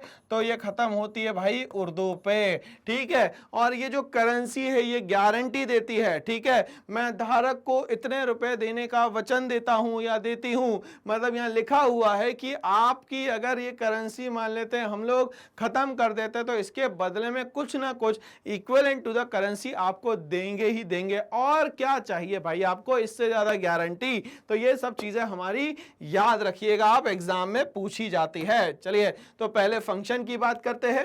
Central bank is the soul authority. Soul authority मतलब ये अथॉरिटी किसी के पास नहीं है भाई, ठीक है। काहे की? For issuing currency in the country. Country में करेंसी इशू करने की पूरी अथॉरिटी किसके पास है भाई? किसके पास? RBI के पास। Sole right of issuing paper currency notes except 1 rupee note and coins which is issued by the ministry of finance, ठीक है। तो 1 रुपी को हटा दो, बाकी सब इशू करने का काम किसका है भाई, आरबीआई का है। तो ये पहला फंक्शन समझ में आ गया, पैसे चाहिए तो कहां पहुंच जाओ, आरबीआई पहुंच जाओ, बढ़िया से पैसे आपको दे देगा। ओके, अब एडवांटेजेस क्या होते हैं भाई इसके, कि अगर आरबीआई ये सारे काम करेगा तो फायदे क्या है, पहला leads to uniformity in the note circulation, और इससे फायदा ये है कि जो नोट सर्कुलेशन हो रहे हैं उसमें यूनिफॉर्मिटी, ऐसा नहीं है भाई कि मेरा मन कर रहा है ब्लैक कलर का नोट छापना है, मेरा मन कर रहा है तो वॉयलेट कलर का नोट छापना है, ऐसा नहीं होगा भाई, एक ही तरीके का नोट छपेगा और एक ही साइज का नोट छपेगा, ठीक है, और वो भी कैसे छपेगा, डिमांड और सप्लाई के हिसाब से, मतलब मार्केट के हिसाब से, ठीक है ना, इस पे भी हम लोग डिस्कशन करेंगे।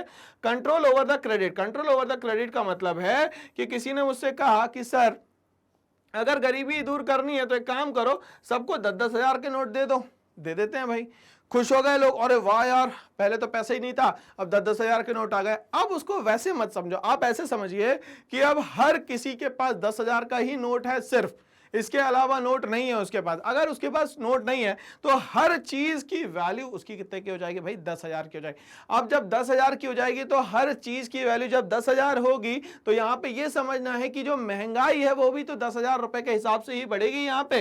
तो ये याद रखना है कि कंट्रोल क्या करती है भैया, क्रेडिट, ठीक है। दूसरा बोलता है public faith in currency system, मतलब हमारे जितनी भी करेंसी है उस पे लोग जो है वो क्या करते हैं, बहुत ज्यादा भरोसा यहां पे करते हैं। यहां पे जो पब्लिक है वो हमारे करेंसी सिस्टम पे क्यों भरोसा करती होगी, उसका कोई ना कोई रीजन तो होगा। क्यों, क्योंकि अभी हम लोगों ने बात करा कि ये भाई जो ये नोट है, नोट पे यहाँ पे गवर्नर के सिग्नेचर है, बट यहाँ पे एक स्टेटमेंट भी लिखी हुई है कि मैं धारक को इतना रुपया देने का वचन देता हूँ, मतलब आपका एक भी पैसा, एक भी छोटी सी भी जो चीज है, जो छोटी चीज भी वैल्यू रखती है वो भी आपको वापस मिलेगी भाई, भले ही वो 1 रुपए का नोट हो, 10 का हो, 1000 का हो या 10,000 का हो, कुछ भी हो, बट यहाँ पे क्या मिल गई आपको, गारंटी। इसीलिए यहाँ पे लोग क्या करते हैं, करेंसी सिस्टम पे फेथ रखते हैं। अदरवाइज बाकी अगर करेंसीज की बात करें तो बाकी करेंसी में ऐसा नहीं होता।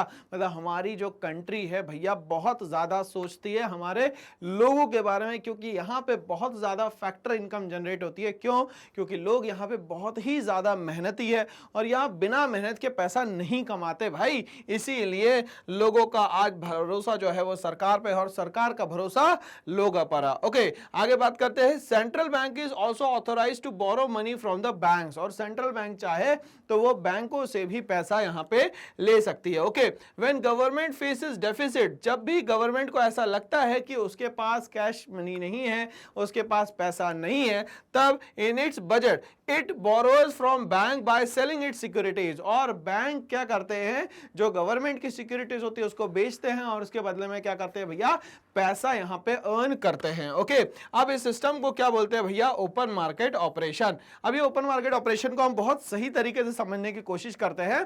फॉर एग्जांपल, तो हम लोग बात कर रहे हैं कि जिस पे हम लोग बिल्कुल भी भरोसा नहीं करते हैं वो कौन है, हमारी सरकार, ठीक है। और सरकार के पास क्या रखी हुई है, उसकी सिक्योरिटीज रखी हुई है भाई, ठीक है। और सरकार को अभी जो जरूरत है वो है काय की भैया, कैश की। अब ये कैश की जो इसको जरूरत है वो लाएगी कहां से, बट इस पे लोग तो भरोसा कर ही नहीं रहे। तो ये क्या करती है, कंधा इस्तेमाल करती है भैया आरबीआई की, ठीक है, लगा देती है लंका किसकी भाई, आरबीआई की। बोलते भैया पैसा लाके दो, मुझे नहीं पता, बट आरबीआई को बोलती है हमारी सिक्योरिटीज बेचो, और आरबीआई अपने बच्चे को बोलती है कि इस सिक्योरिटीज को बेचना ही है, तो वो कौन होते हैं भैया, बैंक होते हैं।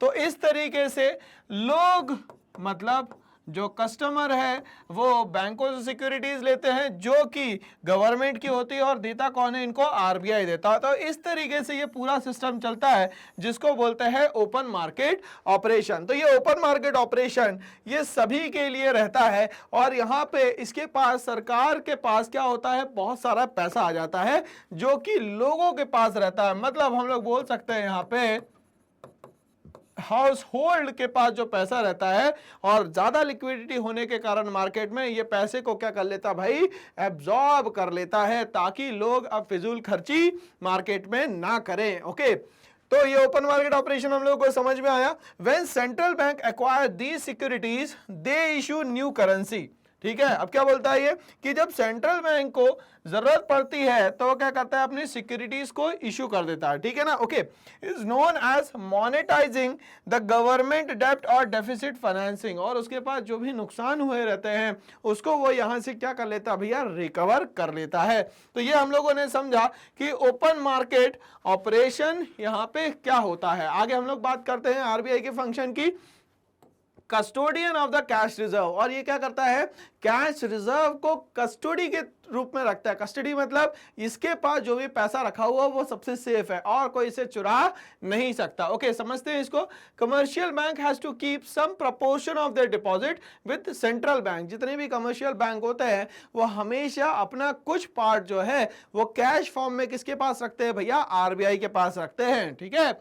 आगे क्या बोलता है इसमें, in order to maintain their account in the central bank, central bank इनको मेंटेन कर रहा है, इसके लिए इनको कुछ ना कुछ तो पैसा जमा करके रखना पड़ेगा, और इसको क्या कहा जाता है, CRR, cash reserve ratio. Okay, आगे हम लोग बात करते हैं lender of the last resort का मतलब ये होता है कि अगर पैसे की जरूरत पड़ेगी तो आरबीआई के पास ऐसी कोई ऐसी जगह नहीं है जिसके पास आप जाएं और पैसा मांग के ले जाए, तो आखिरी जो जगह है उसके पास ही जाना पड़ेगा, वो है आपके आरबीआई। आरबीआई सभी को पैसा देती है with the help of banks. Okay, इसीलिए इसको कहा जाता है lender of the last resort. When commercial bank fails to meet their financial requirement from all the other resources, then they can approach central bank for loan and advances। ठीक है, जब commercial बैंकों के पास पूरा पैसा खत्म हो जाता है तो वो किसके पास पहुंचती है भाई, कमर्शियल बैंक किसके पास पहुंचती है भाई, आरबीआई के पास। ठीक है, क्यों, क्योंकि यही एक आखिरी रास्ता है जहां पे यहाँ पे पैसा पूरा का पूरा मिल सकता है, इसीलिए इसको कहा जाता है lender of the last resort. Okay, चलिए आगे बोलता है कि ये जो आरबीआई है एक तरीके से क्लियरिंग हाउस होता है, तो जितनी भी प्रॉब्लम होती है उन सबको सॉल्व करने का भी काम कौन करता है भाई, कौन करता है, आरबीआई करता है। Okay, as every commercial bank has their account in central bank, जितने भी कमर्शियल बैंक है उन सबके अकाउंट कहां होते हैं भैया, हमारे कमर्शियल बैंक में। So central bank easily act as clearing house, इसीलिए सेंट्रल बैंक जो है किस तरीके से बिहेव करता है, क्लियरिंग हाउस की तरह बिहेव करता है। The function of settling accounts is known as clearing house, जो भी प्रॉब्लम है उसको सॉल्व करने का जो तरीका होता है उसको हम लोग बोलते हैं यहाँ पे clearing house. Okay, the central bank also supervises, regulates and control the commercial bank. क्या क्या काम करता है भाई, सेंट्रल बैंक सुपरवाइज करेगा, अगर कोई गलती हो गई तो उसको समझाएगा, रेगुलेट करेगा, जो भी रूल्स एंड रेगुलेशन बनाए गए हैं उसको इंप्लीमेंट करवाएगा, and control the commercial bank, और बैंकों को क्या करेगा भाई, कंट्रोल करेगा, ऐसा नहीं हो जाए कि वो अपनी मनमानी करने लग जाए, इसीलिए आरबीआई क्या करता है, इन पे कंट्रोल भी करता है। ओके, चलिए आगे बोलता है custodian of the foreign exchange reserve, जो भी बाहर से पैसा आता है उसको भी संभाल के रखने का काम जो होता है वो किसका होता है, यहाँ पे आरबीआई का होता है। चलिए समझते हैं, it is a responsibility of central bank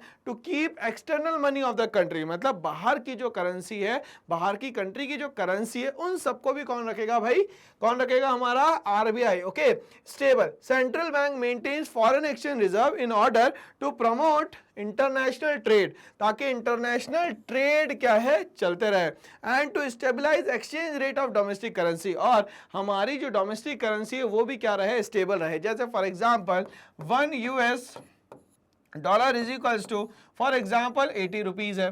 अगर मान लेते हैं हमारे यहाँ से एक्सपोर्ट अच्छा खासा होगा तो ये 1 US डॉलर 80 की जगह कितना हो जाएगा भैया, 70 रुपीज हो जाएगा, तो इससे हमारी करेंसी का क्या हो जाएगा, रिवैल्यूएशन हो जाएगा, जो हमारी करेंसी को क्या देता है, बहुत ज्यादा ताकत देता है। ओके, तो ये भी काम किसका हो गया भैया, आरबीआई का काम हो गया। आगे बात करते हैं controller of money supply and credit, तो मार्केट में जो भी पैसा घूम रहा है उसको भी कंट्रोल करना है, ऐसा नहीं कि लोगों के पास ज्यादा करेंसी आ जाए तो फिजूल खर्ची ज्यादा करना शुरू कर दे, इसमें क्या हो जाएगा कि चीजें महंगी हो जाएगी, जिसको हम लोग क्या बोलते हैं यहाँ पे, इन्फ्लेशन कहते हैं। Okay, credit control refers to increase and decrease in the credit money of an economy, तो क्रेडिट कंट्रोल का क्या मतलब होता है, या तो इंक्रीज या तो डिक्रीज का क्या करना है भैया, मार्केट में जो क्रेडिट मनी घूम रही है उस पर कंट्रोल करना है। Okay, regarding the monetary requirement of the country, जैसी भी रिक्वायरमेंट होगी उस हिसाब से यहाँ पे कंट्रोल किया जाएगा।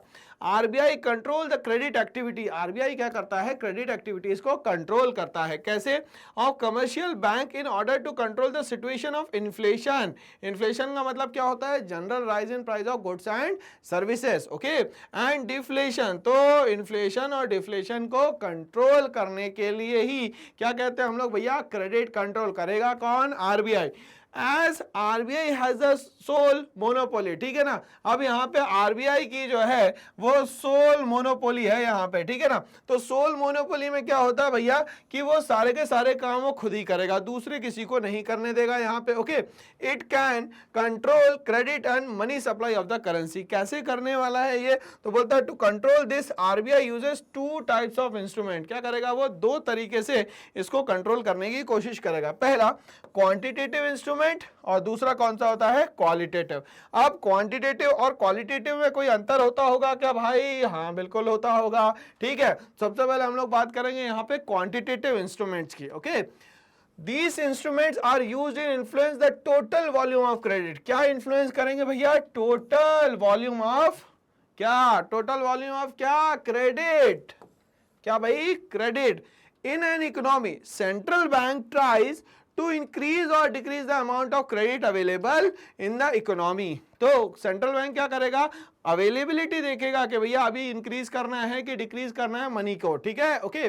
Various quantitative instrument use by the central bank as follows, क्या क्या होगा, सबसे पहला होता है बैंक रेट, दूसरा होता है ओपन मार्केट ऑपरेशन और तीसरा होता है लीगल रिजर्व रिक्वायरमेंट, तो ये सारे के सारे क्या होगा भैया आपके क्वांटिटेटिव इंस्ट्रूमेंट्स हो गए। अब हम लोग एक एक की बात करते हैं, सबसे पहले बात करेंगे हम लोग बैंक रेट की, क्या होता है, तो साल भर के लिए आरबीआई ने जो पैसा कमर्शियल बैंकों को दिया है इस्तेमाल करने के लिए एक बेस रेट पे, उसको बोलते हैं हम लोग बैंक रेट, मगर ये कैसे दिया जाएगा, लॉन्ग टर्म पे दिया जाएगा, मतलब लगभग एक साल के लिए दिया जाएगा, और इसको क्या बोलते हैं यहाँ पे, डिस्काउंट रेट पॉलिसी भी कहते हैं, okay. The rate at which the central bank lends money to the commercial bank as a lender of the last resort, क्यों, क्योंकि बैंकों को जो पैसा चाहिए वो कोई और तो दे नहीं सकता, देने वाला कौन है, सिर्फ आरबीआई है, okay, is known as bank rate. The bank rate is the announced by central bank, bank rate कौन अनाउंस करने वाला भैया, सेंट्रल बैंक, मैं यहाँ सेंट्रल बैंक को लिख लेता हूँ, आरबीआई तो याद रहेगा मुझे, at regular intervals in order to respond to the market condition, market में जिस तरीके से भी पैसा चाहिए उसके लिए आरबीआई को पैसा देना ही पड़ेगा, किसको, कमर्शियल बैंकों को, okay. And increase in bank rate increases the cost of borrowing from the central bank, अगर मान लेते हैं बैंक रेट बढ़ा दिया जाएगा, फॉर एग्जांपल ये बैंक रेट मान लेते हैं 7% था और ये बढ़ के मान लेते हैं 9% हो जाता है, तो अब यहाँ पे जो लेंडिंग रेट है वो भी बढ़ाया जाएगा। जब लेंडिंग रेट बढ़ाया जाएगा तो जाहिर सी बात है लोगों को लोन महंगा मिलेगा, जब लोन महंगा मिलेगा तो लोग इसको लेना पसंद नहीं करेंगे, मगर गवर्नमेंट ने ऐसा किया क्यों, क्योंकि जब लोगों ने क्या करा, बहुत ज्यादा फिजूल खर्ची करना शुरू करी, एक्स्ट्रा वैकेंसी शुरू करी, उसको कंट्रोल करने के लिए ही बैंक रेट को आरबीआई ने क्या करा होगा भैया, बढ़ाया होगा, okay. It forces the commercial bank to increase their lending rate, तो इसका असर क्या हुआ कि लेंडिंग रेट बढ़ गए, लेंडिंग रेट बढ़ गया मतलब लोन महंगा हो गया, which discourages the borrowers from taking loans, अब क्या होगा, लोन लेने में बड़ी ही परेशानी होगी, क्यों, क्योंकि रेट ऑफ इंटरेस्ट जो है वो बहुत ज्यादा यहां पे देना पड़ेगा, ओके। एंड वाइस वर्सा, ठीक है, या तो दूसरा हो जाए, क्या हो जाए भाई, पहले मान लेते हैं ये 8% था और ये कम होके मान लेते हैं 6% हो जाए, तो 6% हो जाएगा तो लोग फिर से क्या करेंगे, लोन लेना शुरू करेंगे, जब लोन ज्यादा लेंगे तो खर्चा ज्यादा बढ़ेगा, फिर सरकार को लगेगा खर्चा ज्यादा कर रहा तो कंट्रोल कर दिया जाएगा, ठीक है। तो ये सारी की सारी कहानियां जो है वो आरबीआई अपने क्वांटिटेटिव इंस्ट्रूमेंट्स में करता है, जिसका नाम क्या रखा हम लोगों ने भैया, बैंक रेट। नंबर 2 हम लोगों ने बात करी ओपन मार्केट ऑपरेशन, तो लिक्विडिटी कंट्रोल करने के लिए गवर्नमेंट अपनी सिक्योरिटीज बेचता है मार्केट में, उस सिक्योरिटीज से जितना भी लोगों के पास रहता है वो पैसा इकट्ठा आ जाता है किसके पास, गवर्नमेंट के पास, इस सिस्टम को हम लोग बोलते हैं open market operation, okay. It refers to the buying and selling of the government securities, ठीक है, या तो खरीदेगा या तो क्या करेगा भाई, बेचेगा, okay, by the central bank from the general public to the commercial bank, या तो जनरल पब्लिक या तो कमर्शियल बैंक इसको खरीदे। अब सरकार को किससे मतलब है? पैसा आने से मतलब है, कोई भी दे पैसा उससे लेना देना नहीं है। RBI is authorise to sell और परचेज ट्रेजरी बिल्स, ठीक है, ऑथोराइज क्या है भैया आरबीआई कि वो सेल और परचेज कर सकती है किसको? ट्रेजरी बिल्स को। ओके, गवर्नमेंट सिक्योरिटीज या तो क्या बेच सकती है भैया? Government securities. OMO directly affect the supply of money, क्यों? क्योंकि सस्ते में मिलेगा तो लोग ज्यादा पैसा इन्वॉल्व करेंगे, जब पैसा ज्यादा इन्वॉल्व करेंगे तो सरकार के पास भी पैसा बहुत अच्छा आ जाएगा, मगर लोगों के पास पैसा क्या है? खत्म हो जाएगा या कम हो जाएगा। Okay, supply of money in circulation and cash reserve held by the commercial bank. तो इस सर्कुलेशन को ब्रेक करने का एक सबसे अच्छा तरीका जो है वो क्या है भाई? हमारे पास ओपन मार्केट ऑपरेशन है भाई, ठीक है। चलिए आगे बढ़ते हैं। Sale of securities by the central bank to commercial bank reduces their reserve. इसके कारण हुआ क्या कि सेंट्रल बैंक ने जैसे ही ये अपनी सिक्योरिटीज बेची कमर्शियल बैंक को, इसके कारण क्या हुआ भाई? इनका रिजर्व जो है वो कम हो गया। Adversely affect the bank ability to create credit. अब बैंक क्या करेगा? और क्रेडिट जो है वो क्रिएट नहीं कर पाएगा यहाँ पे, and therefore decreases the money supply in the economy. इसके कारण क्या हो जाएगा? मनी सप्लाई जो है इकोनॉमी में क्या हो जाएगी? कम हो जाएगी। Whereas purchase of securities by central bank increases the reserves and credit creating power of the commercial bank. But अगर वो खरीदेगी तो उसके पास क्रेडिट क्रिएटिंग पावर जो है वो और ज्यादा बढ़ जाएगी। तो इस तरीके से ओपन मार्केट ऑपरेशन जो है हमारे यहाँ सिस्टम में काम करता है। आगे हम लोग बढ़ते हैं, जिसको हम लोग बोलते हैं LRR, लीगल रिजर्व रिक्वायरमेंट या ratio. Okay, according to commercial bank, ठीक है, एवरी कमर्शियल बैंक, मतलब सेंट्रल बैंक बोलता है कमर्शियल बैंक के लिए कि हमेशा ये ऑब्लिग्ड रहे, मतलब ये इसकी बात को माने, क्योंकि क्या है? आरबीआई पप्पा है और जो बैंक है वो क्या है भाई? बच्चा है। Okay, oblige to maintain reserve out of the total deposit. उसके बाद जितना भी पैसा है उसमें से एक पर्टिकुलर पार्ट जो है वो हमेशा बचा के चले भाई। Okay, received from the depositor, जो भी पैसा दे रहा है उसमें से ये पैसा बचा है, क्योंकि बैंकों के पास अपने आप तो पैसा आएगा नहीं। It is a fast track method to control credit creating power of the commercial bank. और ये सबसे अच्छा तरीका है कि उस पर कंट्रोल किया जा सकता है। क्यों? क्योंकि इसीलिए अच्छा हो गया ये, क्योंकि आपके पास जब ज्यादा पैसा नहीं होगा तो आप ज्यादा लोगों को नहीं दोगे, और जब ज्यादा लोगों को नहीं दोगे तो लोग फिजूल खर्ची नहीं करेंगे। तो इसको कंट्रोल करने का जो तरीका है वो क्या है भैया? LRR। During the phase of demonetisation, जो इंडिया में हमारे डीमोनेटाइजेशन आया था, the Reserve Bank of India has raised the rate of LRR to 100%। क्यों? क्योंकि भैया हर किसी को नहीं देना है यहाँ पे पैसा, अपने पास अभी सेफ रखो।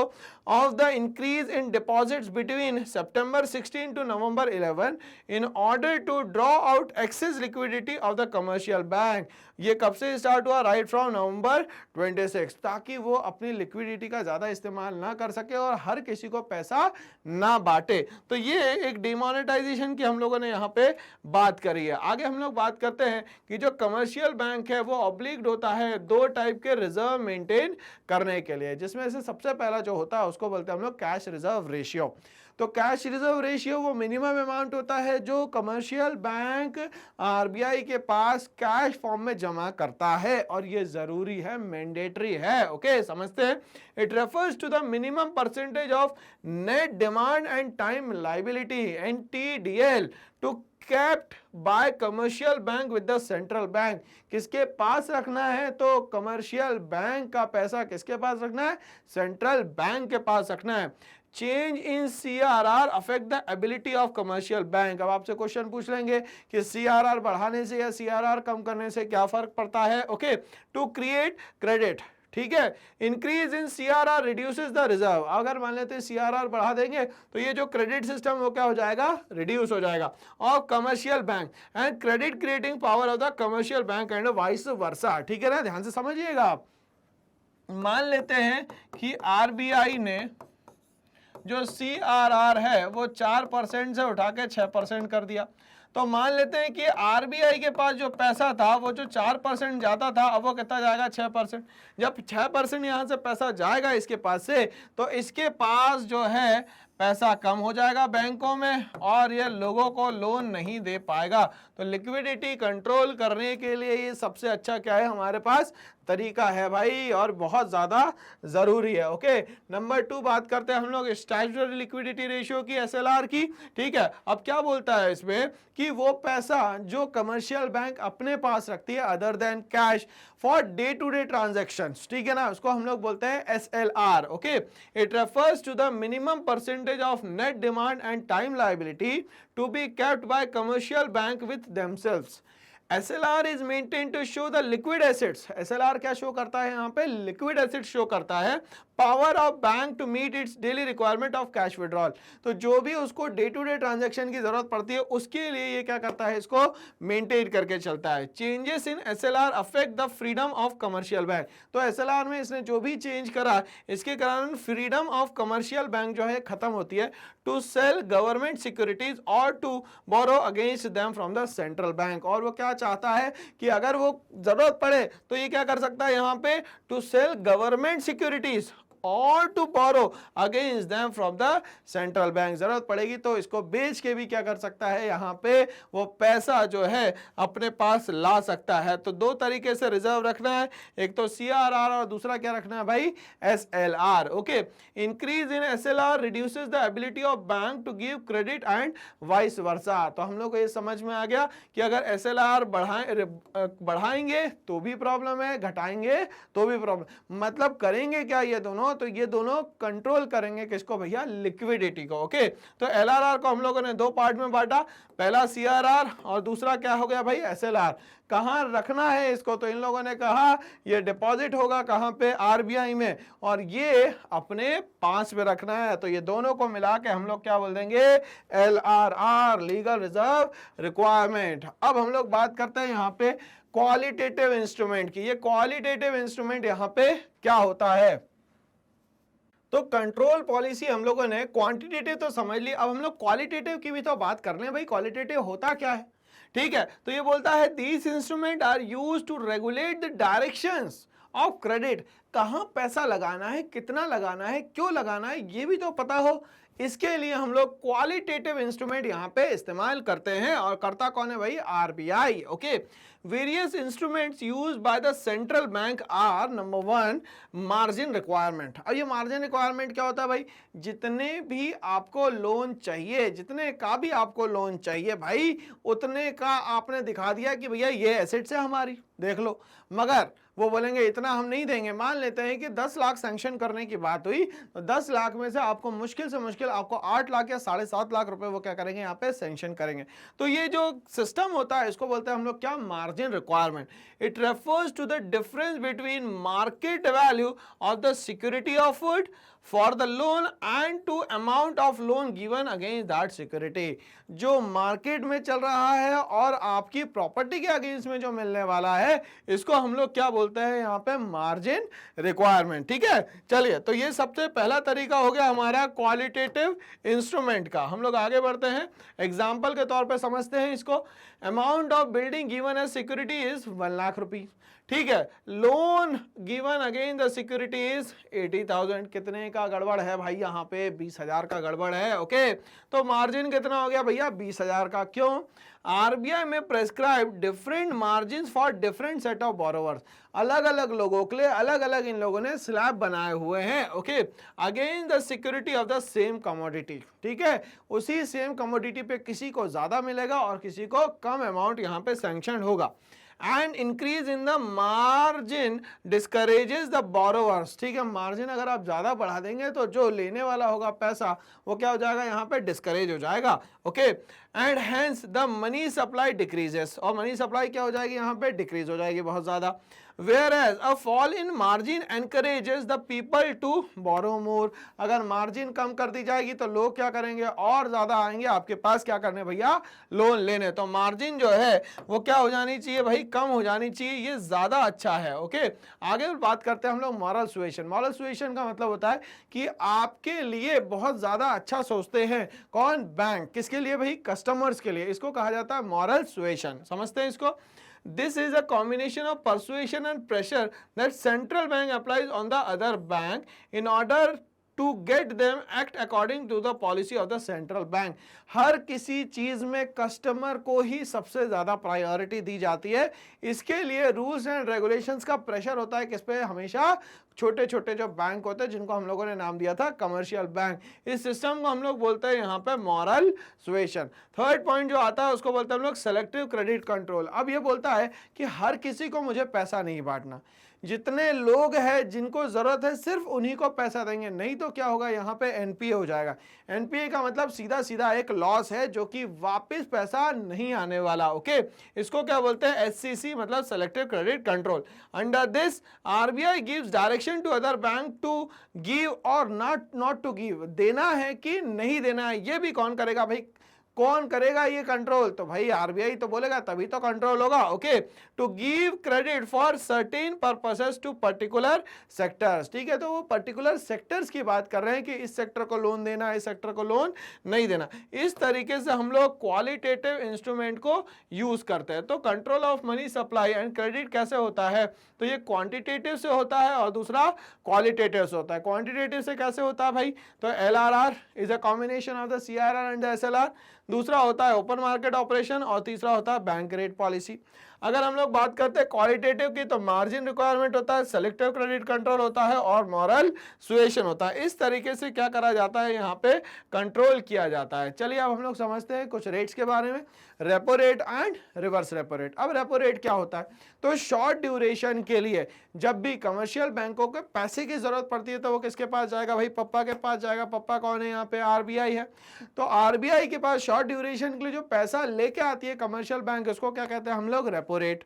इसी तरीके से अगर बैंकों के पास एक्सेस अमाउंट होता है वो अपना पैसा उठा के किसके पास जमा कर देती है? आरबीआई के पास जमा कर देती है। आरबीआई इस पे भी उसको क्या देता है? कुछ इंटरेस्ट देता है। तो इसको हम लोग बोलते हैं रिवर्स रेपो रेट। समझते हैं इसको हम लोग। Repo rate is the rate at which the central bank of a country lends money to commercial bank. तो सेंट्रल बैंक किसको देगी भाई? कमर्शियल बैंक को। Okay, in case of any shortfall of the funds और deficit, कुछ भी कम पड़ जाए शॉर्ट ड्यूरेशन के लिए तो क्या करती है ये? रेपो रेट के फॉर्म में कमर्शियल बैंक को पैसा दे देती है। रिवर्स रेपो रेट की बात करें तो it is a short term borrowings rate at which central bank can borrow money from commercial bank. Commercial bank किसको दे देता है भैया पैसा? यहाँ पे किसको देगा? आरबीआई को दे देगा। Okay, in order to reduce the money supply in the economy. तो इस तरीके से हम लोगों ने आरबीआई को और सेंट्रल बैंक को हम लोगों ने ज्वाइन अप करा। तो इस पूरे चैप्टर में बैंकिंग में हम लोगों ने पूरी बैंकिंग सिस्टम को समझा। बैंकिंग सिस्टम में जो इनके पापा जी है, क्या नाम है उनका भैया? आरबीआई, इसके बारे में समझा।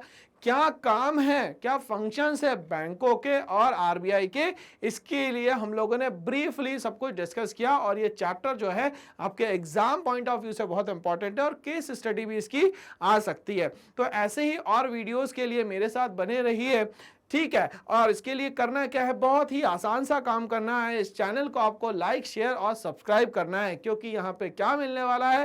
क्लास 6 से लेके क्लास 12 तक के सारे बोर्ड, सीबीएसई, आईसीएसई और जो भी स्टेट लेवल के जितने भी बोर्ड्स हैं उन सब का डेटा और सब टीचर्स अवेलेबल है जो बहुत ही फ्रेंडली वे में आपको सब चीजें समझाने वाले हैं।